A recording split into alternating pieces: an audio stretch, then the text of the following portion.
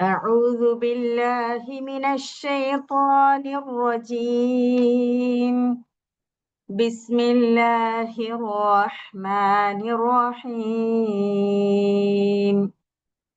ولكل وجهة هو موليها فاستبقوا الخيرات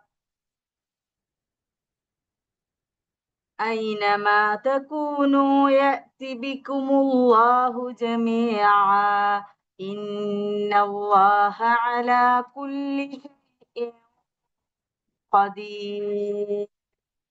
ومن حيث خرجت فول وجهك شطر المسجد الحرام وإنه للحق من ربك وما الله بغافل عما تعملون. ഓരോരുത്തർക്കും ഓരോ ദിശയുണ്ട്, അവർ അതിലേക്ക് തിരിയുന്നു. നിങ്ങൾ നന്മയുടെ ദിശയിലേക്ക് മുന്നേറുവിൻ, എവിടെയായിരുന്നാലും അള്ളാഹു നിങ്ങളെല്ലാം പ്രാപിക്കുന്നതാകുന്നു. അവന്റെ കഴിവിനതീതമായി യാതൊന്നുമില്ല. നീ ഏത് വഴിക്ക് സഞ്ചരിച്ചാലും നമസ്കാര സമയത്ത് മസ്ജിദുൽ ഹറാമിനെ അഭിമുഖീകരിക്കുക. എന്തുകൊണ്ടെന്നാൽ അത് നിന്റെ രക്ഷിതാവിന്റെ തികച്ചും ന്യായമായ തീരുമാനമാകുന്നു. അള്ളാഹു നിങ്ങളുടെ കർമ്മങ്ങളെക്കുറിച്ച് അശ്രദ്ധനല്ല. ബിസ്മില്ലാഹിർ റഹ്മാനിർ റഹീം. അൽഹംദുലില്ലാഹി വസ്സലാത്തു വസ്സലാമു അലാ റസൂലിൽ അമീൻ വഅലാ ആലിഹി വസ്ഹബിഹി അജ്മഈൻ. അമ്മാ ബഅദ്. റബ്ബി ഇശ്റഹ് ലി സദ്രി വയസ്സിർ ലി അംരി വഹ്ലുൽ ഉഖ്ദതം മിൻ ലിസാനി യഫ്ഖഹു ഖൗലി. പ്രിയപ്പെട്ടവരെ, അസ്സലാമു അലൈക്കും വറഹ്മത്തുള്ളാഹി വബറകാതുഹു.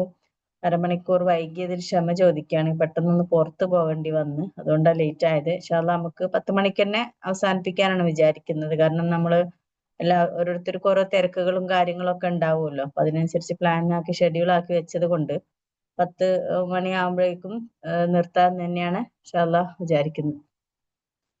ഈ ആയത്തില് നമ്മളിപ്പോഴും കിബിലയെ കുറിച്ചാണ് പറഞ്ഞുകൊണ്ടിരിക്കുന്നത്. സൂറത്ത് ബഖറയിലെ 148 ആയത്തെത്തി നമ്മൾ പഠിച്ചിട്ട് കിബില മാറ്റത്തെ കുറിച്ച് കഴിഞ്ഞ ക്ലാസ്സുകളിൽ പറഞ്ഞിട്ടുണ്ടായിരുന്നത്. കിബില മാറ്റത്തെ കുറിച്ച് മാറിയ സമയത്ത് പ്രവാചകനും കൂട്ടരും പുതിയ കിബിലയിലേക്ക് മസ്ജിദുൽ ഹറാമിലേക്ക് വീണ്ടും തിരിഞ്ഞപ്പോൾ അവിടെ ഒരുപാട് പ്രശ്നങ്ങൾ അവിടെ ഉണ്ടായി. പ്രത്യേകിച്ച് ജൂത ക്രൈസ്തവ വിഭാഗങ്ങൾ എന്താണ് ഇദ്ദേഹത്തിന് പറ്റിയത്, എന്ത് പറ്റി അദ്ദേഹത്തിന്റെ ദൈവത്തിന് ഓരോ ഭാഗത്തേക്ക് ഇങ്ങനെ മാറ്റി എന്നൊക്കെ ഉള്ള തരത്തിലുള്ള പറഞ്ഞിട്ട് നമ്മൾ ഒരുപാട് തർക്കങ്ങൾ പറഞ്ഞിട്ടുണ്ടായിരുന്നു അവർ തമ്മിൽ.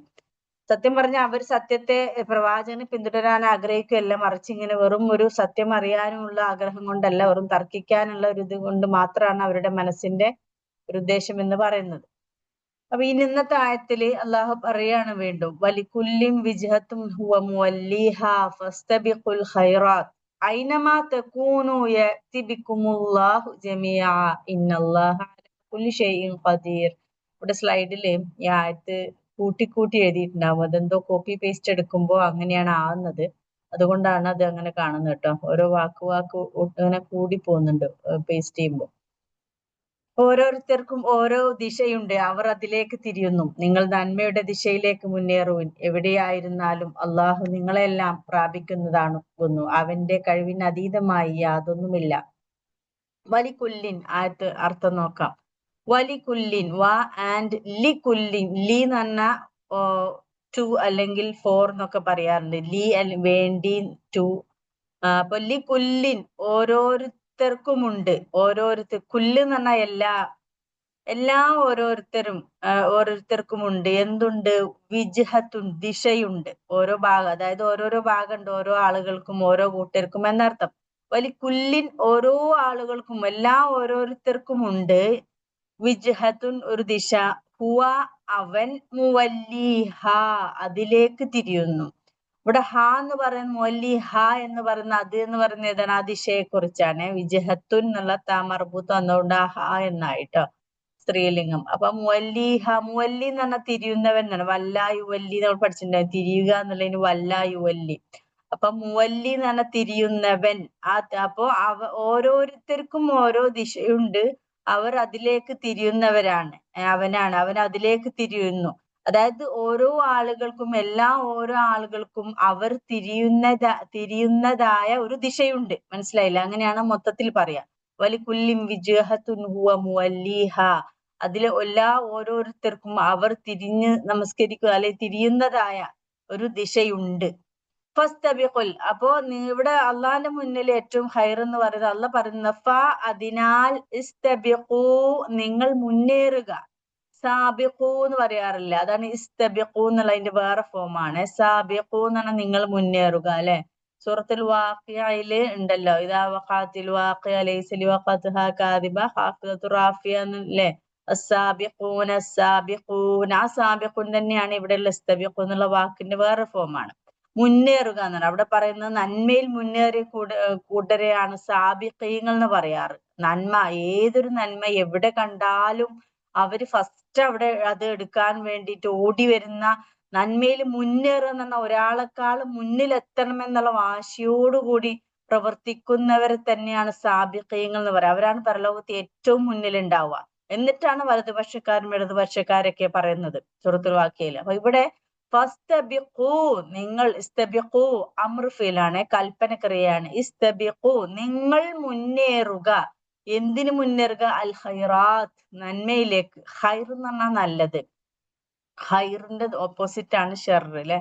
ഖൈർ നല്ലത്, ഷെർ ചീത്തത്. അപ്പൊ ഖൈറിന്റെ പ്ലൂരലാണ് ഖൈറാത്ത്. ഖൈറാത്ത് എന്ന് പറഞ്ഞാല് നന്മകൾ. അപ്പൊ നിങ്ങൾ നന്മകളിലേക്ക് മുന്നേറുകയാണ് വേണ്ടത്.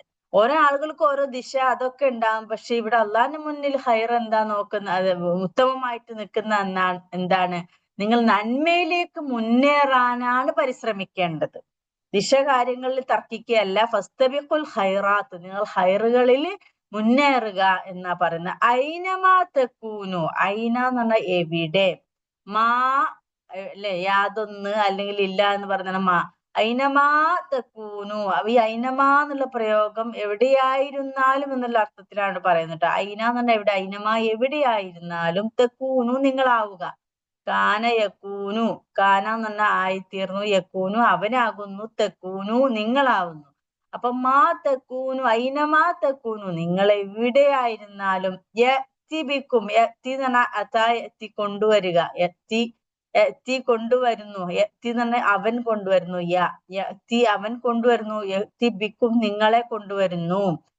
അള്ളാഹു, ആരാണ് ഈ അവൻ? അള്ളാഹു. അപ്പൊ യഅ്തിബിക്കുമുല്ലാഹു ജമീഅൻ, എല്ലാവരെയും ഒരുമിച്ച് അല്ലെ. മനസ്സിലായില്ലേ? യഅ്തിബിക്കുമുല്ലാഹു ജമീഅ, അള്ളാഹു എല്ലാവരെയും കൊണ്ടുവരും. നിങ്ങളെ എല്ലാവരെയും ഐനമാ തകൂനു, നിങ്ങൾ എവിടെയായിരുന്നാലും യഅ്തിബിക്കും നിങ്ങളെ കൊണ്ടുവരും. ആര്? അള്ളാഹു. അള്ളാഹു ജമീഅൻ, എല്ലാവരെയും ഒരുമിച്ച്.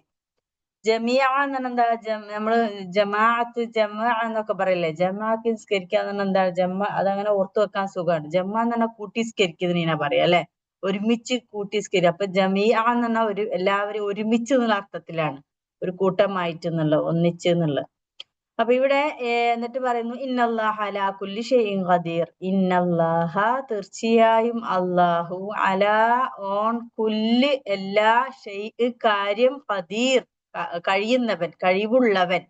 അള്ളാഹു അൽ ഖദീർ അസ്മാഉൽ ഹുസ്നയിലുള്ളതാണ്. അൽ ഖദീർ ആണെന്ന് പറഞ്ഞാൽ നല്ല എല്ലാത്തിനും കഴിവുള്ളവൻ എന്നുള്ള അർത്ഥം. അപ്പൊ ഇന്നല്ലാഹ, തീർച്ചയായും അല്ലാഹു, അലാ കുല്ലി ഷൈഇൻ എല്ലാ കാര്യത്തിന്റെയും മേലെ ഖദീറാണ്, അൽ ഖദീറാണ് കഴിവുള്ളവനാണ്. അപ്പൊ ഇവിടെ പറയുന്നു വലികുല്ലിൻ വിജ്ഹത്ത്. ഇവിടെ ഇതിന് മുന്നത്തെ ആയത്തുമായി കണക്റ്റഡ് ആണ് കേട്ടോ. അവിടെ ഈ കിബിലയുടെ കാര്യത്തിൽ ഇവർ അങ്ങോട്ടും ഇങ്ങോട്ടും വലിയ തർക്കത്തിലാണല്ലോ. അപ്പൊ അള്ളാഹ് പറയാണ് വലികുല്ലിൻ വിജ്ഹത്തുൻ ഹുവ മുവല്ലിഹ, ഓരോ ആളുകൾക്കും അവര് തിരിയുന്നതായ ഒരു ദിശയുണ്ടായിരിക്കും. അപ്പൊ ഫസ്തബിഖുൽ ഖൈറാത്ത്, നിങ്ങൾ നന്മയിൽ മുന്നേറുകയാണ് വേണ്ടത്. നിങ്ങൾ നന്മയിൽ മുന്നേറുക. ഐനമാ തകൂനു യഅ്തി ബിക്കുമുല്ലാഹു ജമീഅ, ഐനമാ തകൂനു, നിങ്ങൾ എവിടെയായിരുന്നാലും യഅ്തി ബിക്കും, അള്ളാഹു നിങ്ങളെ കൊണ്ടുവരും. യഅ്തി ബിക്കും അല്ലാഹു, അള്ളാഹു നിങ്ങളെ കൊണ്ടുവരും. ജമീഅ ഒരുമിച്ച്, അല്ലെങ്കിൽ എല്ലാവരെയും കൂടെ. അതായത് ഓരോ ആളുകൾക്കും ഓരോ ദിശയുണ്ട്, പക്ഷെ അള്ളാഹു ഇവരെയൊക്കെ ഒരുമിച്ചാണ് കൊണ്ടുവരാം. അപ്പൊ എന്താണ് ഉദ്ദേശിക്കുന്നത് ഞാൻ പറയാം. ഇന്നല്ലാഹ അലാ കുല്ലി ഷൈഇൻ ഖദീർ, അള്ളാഹു തീർച്ചയായും അള്ളാഹു എല്ലാ കാര്യങ്ങൾക്കും കഴിവുള്ളവനാകുന്നു. ഇവിടെ പിന്നെ ഇതിന് മുന്നേ ഉള്ള ആയത്തും ഈ വാചകവും തമ്മിലൊരു വലിയൊരു വിടവുണ്ട്. അതായത് അല്പവും ചിന്തിച്ചാൽ നമുക്ക് തന്നെ മനസ്സിലാക്കാം, നമസ്കരിക്കുന്നവന് ഏത് നിലക്കും ഒരു ഭാഗത്തേക്ക് തിരിയേണ്ടി വരും. എന്നാൽ യഥാർത്ഥമായ പ്രാധാന്യം നിങ്ങൾ തിരിഞ്ഞു നിൽക്കുന്ന ഭാഗത്തിനല്ല, നമസ്കാരം വഴി നിങ്ങൾ കരസ്ഥമാക്കാൻ ഉദ്ദേശിക്കുന്ന നന്മകൾക്കാണ്. അതിനാൽ ഭാഗത്തെയും സ്ഥലത്തെയും കുറിച്ചുള്ള തർക്കത്തിൽ കുടുങ്ങുന്നതിന് പകരം നന്മകൾ കരസ്ഥമാക്കുന്നതിലാണ് നിങ്ങൾ ശ്രദ്ധ കേന്ദ്രീകരിക്കേണ്ടത്. അതായത് ഇവിടെ പറഞ്ഞെന്താന്ന് വെച്ചാൽ അള്ളാഹ് പറയാണ്, എന്തായാലും ഒരാൾക്ക് നിസ്കരിക്കാൻ നിൽക്കുമ്പോ ഏതെങ്കിലും ഒരു ഭാഗത്തേക്ക് തിരിഞ്ഞിട്ടല്ലേ നിസ്കരിക്കാൻ പറ്റൂ. അപ്പൊ ഒരു ഭാഗം അള്ളാഹ് നിശ്ചയിച്ചു കൊടുത്തു, അത് ശരിയാണ്. പക്ഷേ അള്ളാന്റെ മുന്നിൽ ഏത് ഭാഗത്തേക്ക് നിസ്കരിച്ചു എന്നതിലുപരി നിങ്ങൾ നമസ്കാരം വഴി കരസ്ഥമാക്കേണ്ട ഒരു നന്മയുണ്ടാകും. നമസ്കരിക്കാൻ അള്ളാഹു എന്തിനാണ് നമസ്കരിക്കാൻ കൽപ്പിച്ചതെന്നും ആ നമസ്കാരത്തിലൂടെ നേടിയെടുക്കേണ്ട ഒരുപാട് ഗുണങ്ങൾ ഉണ്ടായിരിക്കും. ആ ഗുണങ്ങൾക്കാണ് അള്ളാഹുവിന്റെ മുന്നിൽ ഏറ്റവും മുന്തിച്ചു നിൽക്കുന്നത് എന്ന് പറയുന്നത്. അല്ലാതെ ഭാഗത്തിനെ ചൊല്ലി അങ്ങോട്ടും ഇങ്ങോട്ടും തർക്കിച്ചുകൊണ്ടുള്ള ആ ഒരു കർമ്മം, ഭാഗം ശരിയാക്കിയാൽ എല്ലാം ശരിയായി എന്നുള്ളതല്ല. പക്ഷെ തീർച്ചയായും അത് അള്ളാന്റെ മുന്നിൽ വലുത് തന്നെയാണ്, ഭാഗം തെറ്റലല്ല. പക്ഷെ അള്ളാന്റെ മുന്നിൽ നന്മകൾക്കാണ് പ്രാധാന്യം കൊടുക്കേണ്ടത് എന്നാണ് പറഞ്ഞു വരുന്നത്. ഇവിടെ ഒന്ന് രണ്ട് കാര്യം നമ്മൾ ശ്രദ്ധിക്കേണ്ടത്. ഇതിന്റെ കൂടുതൽ വിശദീകരണം പറയുകയാണെങ്കിൽ അള്ളാഹു ഇവിടെ ഈ ആയത്തില് വേറെ ഒരു കാര്യം പറയുന്നുണ്ടല്ലോ, വൈനമാ തക്കൂനു യഅ്തിബിക്കുമുല്ലാഹു ജമീഅ. അള്ളാഹു നിങ്ങളെ എവിടെയായിരുന്നാലും അള്ളാഹു നിങ്ങളെ നന്മയിലേക്ക് മുന്നേറുക എന്ന് പറഞ്ഞതിന് ശേഷം അങ്ങനെ പറഞ്ഞു. അതായത് എവിടെയായിരുന്നാലും അള്ളാഹു നിങ്ങളെ കൊണ്ടുവരും എന്നുള്ളത്. ഇവിടെ ശരിക്കും വലിക്കുല്ലിൻ വിജ്ഹത്ത് എന്ന് പറഞ്ഞത് ഈ ഓരോരുത്തർക്കും ഓരോ ദിശയുണ്ടെന്ന് റബ്ബ് പറഞ്ഞല്ലോ. അത് ഈ ഓരോരുത്തർക്കും തന്നെ പല ജനവിഭാഗങ്ങളെ ഉദ്ദേശിച്ചുകൊണ്ടാണെങ്കിലും ഇവിടെ മെയിൻ ആയിട്ട് ഉദ്ദേശിക്കുന്നത് ജൂത ക്രൈസ്തവ വിഭാഗങ്ങളാണ്. കാരണം അവരാണ് ഇതിന്റെ കാര്യത്തിൽ വളരെ തർക്കിച്ചത്. പക്ഷെ ഓരോ സമൂഹത്തിനും അവർക്ക് അവരുടേതായ ആരാധനാ ശൈലികളും ദിശയും കാര്യങ്ങളൊക്കെ ഉണ്ടാവും. പക്ഷെ ഇവിടെ ഈ ഒരു ആയത്ത് സൂചന കൊടുക്കുന്നത് മറ്റവരോടുള്ള മറുപടിയാണ്. ജൂത ക്രൈസ്തവ വിഭാഗങ്ങൾ അവരാണ് കിബിലയുടെ കാര്യത്തിൽ തർക്കിച്ചു കൊണ്ടിരുന്നത്. അവർ തന്നെ തങ്ങളുടെ കിബിലയെ പരസ്പരം അവർ തമ്മിലുള്ള പ്രശ്നം എന്താണ്, അവര് തന്നെ ജൂതരും ക്രൈസ്തവരും തന്നെ അവര് തമ്മിൽ കിബിലയുടെ കാര്യത്തിലും അങ്ങോട്ടും ഇങ്ങോട്ടും വ്യത്യസ്തമായിട്ടുള്ള അഭിപ്രായങ്ങളുള്ളവരായിരുന്നു. ചിലർക്ക് പടിഞ്ഞാറായിരുന്നു, ചിലർക്ക് കിഴക്കായിരുന്നു. അങ്ങനെ ഒരു പക്ഷം മറുപക്ഷത്തിന് കിബിലയെ പിന്തുടരുവാൻ തയ്യാറല്ല. ഓരോ വിഭാഗവും അവരുടെ കിബിലയിലേക്ക് മാത്രമേ തിരിയൂ. അതുകൊണ്ട് കിബിലയെ കുറിച്ച് അവരോട് തർക്കിച്ചിട്ടു കാര്യമില്ല, അവരുടെ പാട്ടിന് വിട്ടേക്കുക എന്നാണ് കഴിഞ്ഞ ആയത്തുകളിൽ പറഞ്ഞത്.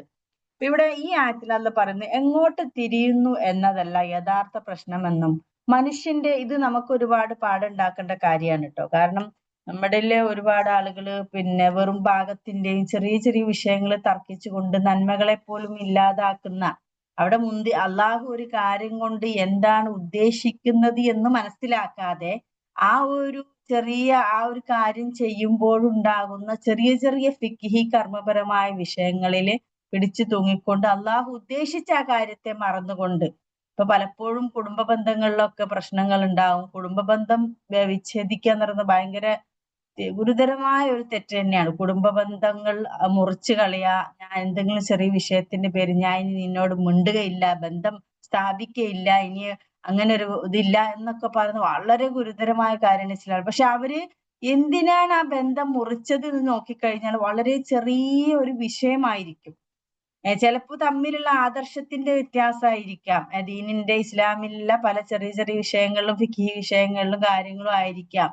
പക്ഷെ അവർ ചെയ്ത കാര്യം എന്താണ്, വലിയൊരു ഗുരുതരമായ പാപം. അപ്പൊ അള്ളാഹ് ഓരോ കാര്യം കൊണ്ടും എന്താ ഉദ്ദേശിച്ചത് എന്ന് മനസ്സിലാക്കിക്കൊണ്ട് അത് നേടാനാണ് നമ്മൾ ശ്രമിക്കേണ്ടത്, അല്ലാതെ ഇങ്ങനെയുള്ള വിഷയങ്ങൾ. അപ്പൊ അതൊക്കെ ഇതിലൂടെ നമുക്ക് കിട്ടുന്നതാണ്. അപ്പൊ ഇവിടെ മനുഷ്യന്റെ കിബിലയിലേക്ക് എങ്ങോട്ട് തിരിയുന്നു എന്നതല്ല യഥാർത്ഥ പ്രശ്നം. മനുഷ്യന്റെ വിശ്വാസവും വിചാരവും വാക്കും പ്രവൃത്തിയും നന്നാവുക എന്നതാണ് പ്രശ്നമെന്നുമാണ് ഇവിടെ സൂചിപ്പിക്കുന്നത്. ദിശകളെല്ലാം അള്ളാഹുവിൻ്റെത് തന്നെയാണെന്ന് നേരത്തെ ഒരായത്തിൽ പറഞ്ഞിട്ടുണ്ടായിരുന്നു. അവന്റെ മുഖം എവിടെയും ഉണ്ട്. അതായത് അള്ളാഹു ഈ ലോകം മുഴുവൻ അള്ളാഹ് കാണുന്നതാണ്, കേൾക്കുന്നവനാണ്. നമ്മൾ എവിടുന്ന് പ്രാർത്ഥിച്ചാലും അള്ളാഹ് അടുത്ത് തന്നെ ഉണ്ട്. അതിലൊന്നും ഒരു സംശയവും ഇല്ല. നന്മയിലേക്ക് മുന്നേറാനുള്ള വഴിയായിട്ടാണ് കിബില നിശ്ചയിക്കപ്പെട്ടിരിക്കുന്നത്. അതായത് ഒരു കിബില അള്ളാഹ് നിശ്ചയിച്ചു തന്നത് നിങ്ങൾ ആ ഒരു കിബിലയെ പിടിച്ചുകൊണ്ട് നന്മയിലേക്ക് മുന്നേറുക എന്നുള്ളതാണ്. നമുക്കൊരു ഒരു ഐക്യം, ഒരു സംഘടിതമായ സ്വഭാവം ഉണ്ടാവാൻ വേണ്ടി അള്ളാഹ് ഒരു കിബില നിശ്ചയിച്ചു. ഇനി അതിലേക്ക് എല്ലാവരും തിരിഞ്ഞുകൊണ്ട് നന്മകളിൽ മുന്നേറുക എന്നാണ് അതിന്റെ ലക്ഷ്യം.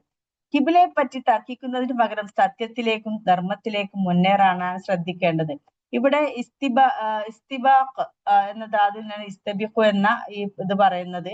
പരസ്പരം മത്സരിച്ച് മുന്നേറുക എന്നാണ് ഇതുകൊണ്ട് ഉദ്ദേശിക്കുന്നത്. മറ്റുള്ളവരോട് തർക്കിച്ച് ജയിക്കാനല്ല, സൽക്കർമ്മത്തിലും സദ്വിചാരത്തിലും മറ്റുള്ളവരുടെ മുന്നിലെത്താൻ, മറ്റുള്ളവരെക്കാൾ നേരത്തെ മോക്ഷത്തിന്റെയും വിജയത്തിന്റെയും കേന്ദ്രമായ കഅബയെ ലക്ഷ്യമാക്കുക എന്ന സൂചനയും ഇത് ഉൾക്കൊള്ളുന്നുണ്ട്.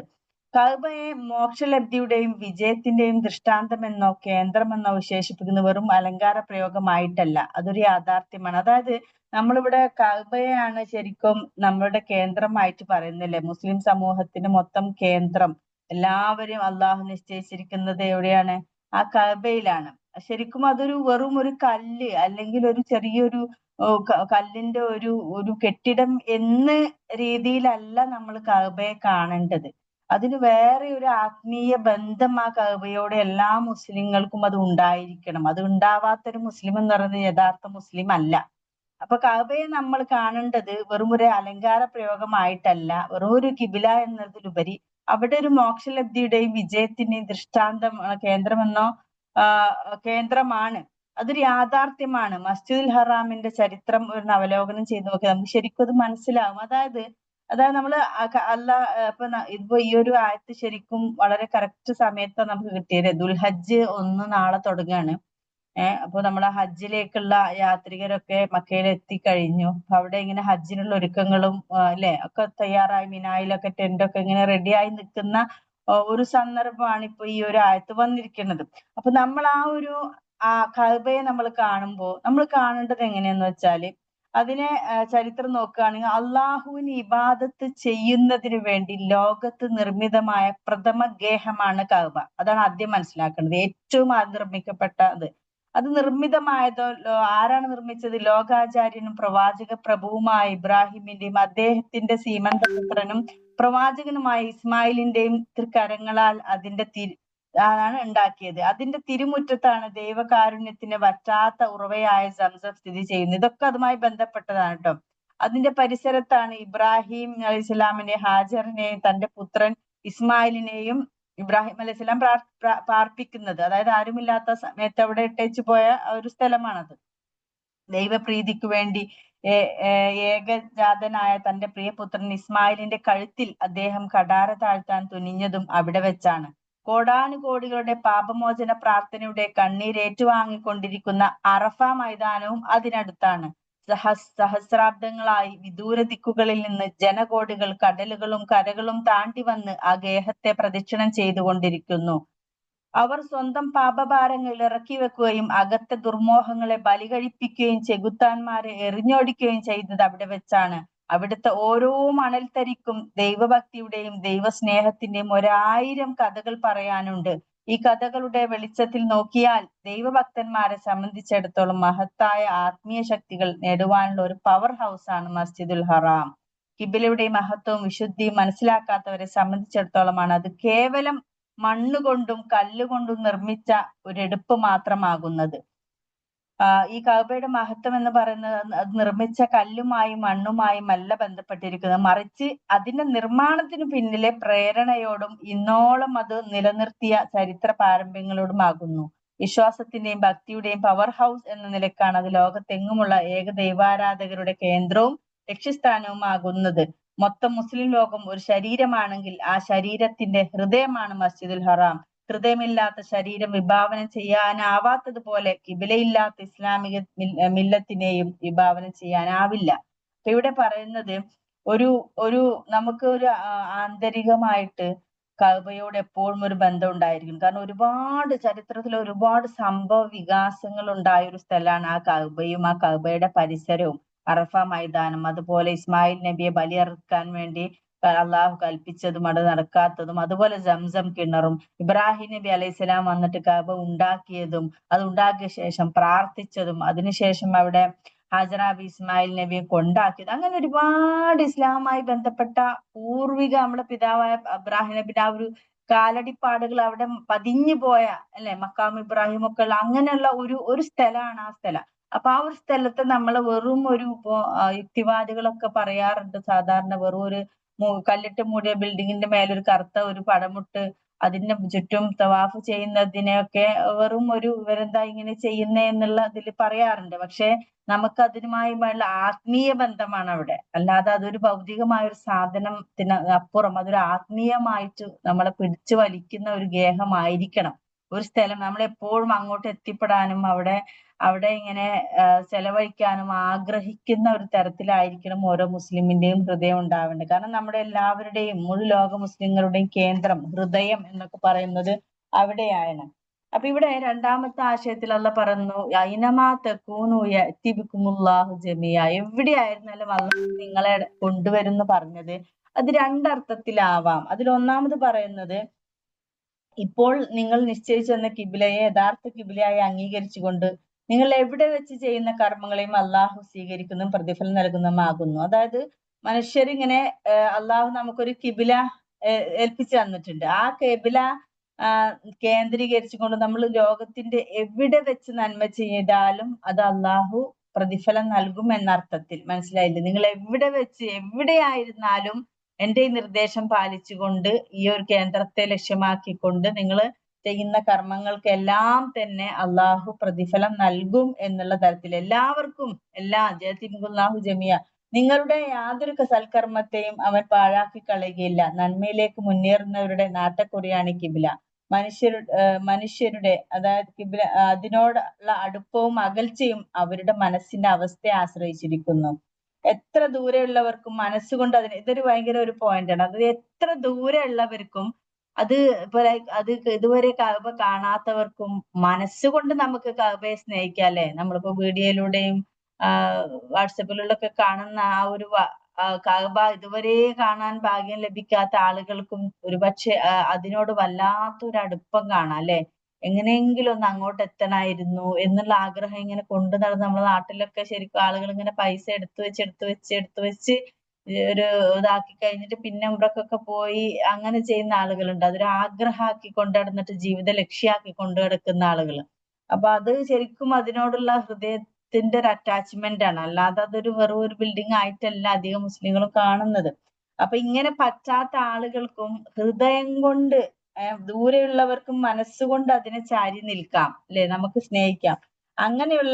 അവരെ എവിടെയാണെങ്കിലും അള്ളാഹു കണ്ടെത്തുന്നതാണ്. സാധാരണ അള്ളാഹ് മുഴുവൻ ലോകത്തും അള്ളാഹ് ഓരോരുത്തരുടെ ഹൃദയവും എല്ലാവരുടെയും നിയ്യത്തും ഉദ്ദേശവും ഒക്കെ കാണുന്നുണ്ട്. ആരൊക്കെ അതിനെ അതിയായി സ്നേഹിക്കുന്നുണ്ട് ഒക്കെ അള്ളാഹ് അറിയുന്നുണ്ട്. അപ്പൊ ഏതൊരു നന്മയോ ലോകത്ത് എവിടെ വെച്ച് ആഗ്രഹിച്ചാലും ചെയ്താലും അതിനെ മനസ്സുകൊണ്ട് ആ കേന്ദ്രത്തെ അങ്ങനെ ഉണ്ടല്ലോ അത് നമ്മളുടെ ഒരു ഹമ്മാക്കിയിട്ട് നടന്നിട്ട് അത് എന്റെ ലക്ഷ്യം അതാണ് നടക്കുന്ന ആളുകളുടെ ഒക്കെ ഹൃദയം അള്ളാഹ് കണ്ടെത്തും. ആ ഓരോ നന്മക്കും അള്ളാഹു പ്രതിഫലം നൽകുമെന്നുള്ള അർത്ഥത്തിലാണ് ഒരു വിശദീകരണം പറയുന്നത്.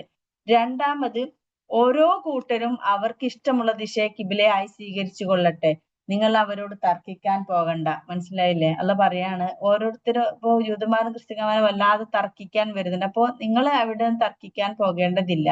അള്ളാഹു എല്ലാവരെയും ഒരുമിച്ച് കൂട്ടുന്ന ഒരു ദിവസം വരും. അന്നാണ് ആരാണ് യഥാർത്ഥ കിബ്ല സ്വീകരിച്ചവരെന്നും സത്യനിഷേധവും ധിക്കാരവും അനുവർത്തിച്ചവരാരാണെന്നും അവിടെ വെച്ച് അള്ളാഹു വിധി പ്രസ്താവിക്കുക. ആ രണ്ടർത്ഥത്തിൽ അതായത് ഐനമാ തകൂനു യഅതി ബികുമുല്ലാഹു ജമിയ എന്ന് പറഞ്ഞതിന് രണ്ടാമത്തെ അർത്ഥമാണ് ഞാൻ പറഞ്ഞത്. അതായത് ആ തർക്കിക്കുന്നവരവിടെ തർക്കിക്കട്ടെ. എവിടെ അവരെ ആയിരുന്നാലും അള്ളാഹു പരലോകത്ത് ഒരിക്കൽ അവരെ എല്ലാവരെയും ഈ തർക്കിക്കുന്ന ആളുകളെയും ശരിയായ കിബില ഫോളോ ചെയ്തവരെയും അള്ളാഹു പരലോകത്ത് ഒരുമിച്ച് കൂട്ടും. അന്ന് മനസ്സിലാകും ആരാണ് യഥാർത്ഥ കിബില പിൻപറ്റിയതെന്നും നിഷേധികളായും ധിക്കാരമായി പ്രവർത്തിച്ചവരാരാണെന്നും അന്ന് മനസ്സിലാകും എന്ന് അള്ളാഹു ഈ ആയത്ത് പറഞ്ഞു നിർത്തുന്നു. ഇന്നല്ലാഹ തീർച്ചയായും അള്ളാഹു അലാ കുല്ലി ഷൈഇൻ ഖദീർ എല്ലാത്തിനും കഴിവുള്ളവനാകുന്നു എന്ന് പറഞ്ഞിട്ടാണ് ഈ ആയത്ത് നിർത്തുന്നത്. ഈ അടുത്ത ആയത്ത് നമുക്ക് അടുത്ത ക്ലാസ്സിൽ പറയാം. കാരണം അത് അടുത്ത ആയത്ത് അതിന്റെ പിറ്റത്തെ ആയത്ത് കണക്റ്റഡ് ആയതുകൊണ്ടാണ് ഞാൻ ഈ ഒരു ആയത്തിൽ നിർത്തുന്നത്. 10 മണിയായ സമയം. സുബ്ഹാനക്കല്ലാഹുമ്മ ബിഹംദിക അഷ്ഹദു അൻ ലാ ഇലാഹ ഇല്ലാ അൻത അസ്തഗ്ഫിറുക വ അത്തൂബു ഇലൈക്. സുബ്ഹാന റബ്ബിക റബ്ബിൽ ഇസ്സത്തി അമ്മാ യസിഫൂൻ വസ്സലാമുൻ അലൽ മുർസലീൻ വൽഹംദുലില്ലാഹി റബ്ബിൽ ആലമീൻ. ബിസ്മില്ലാഹിർ റഹ്മാനിർ റഹീം. വൽ-അസ്ർ ഇന്നൽ ഇൻസാന ലഫീ ഖുസ്ർ ഇല്ലല്ലദീന ആമനു വഅമിലുസ് സ്വാലിഹാത്തി വതവാസൗ ബിൽ ഹഖ് വതവാസൗ ബിസ് സബ്ർ. ആമീൻ. ബിറഹ്മതിക അർഹമർ റഹീമീൻ. എക്സാം എഴുതാനുള്ളവർ ഇവിടെ നിൽക്കാട്ടോ. ജസ്റ്റ് ഒരു 5 ക്വസ്റ്റ്യൻ ഉണ്ട്, അത് എഴുതിയിട്ട് പോകാം.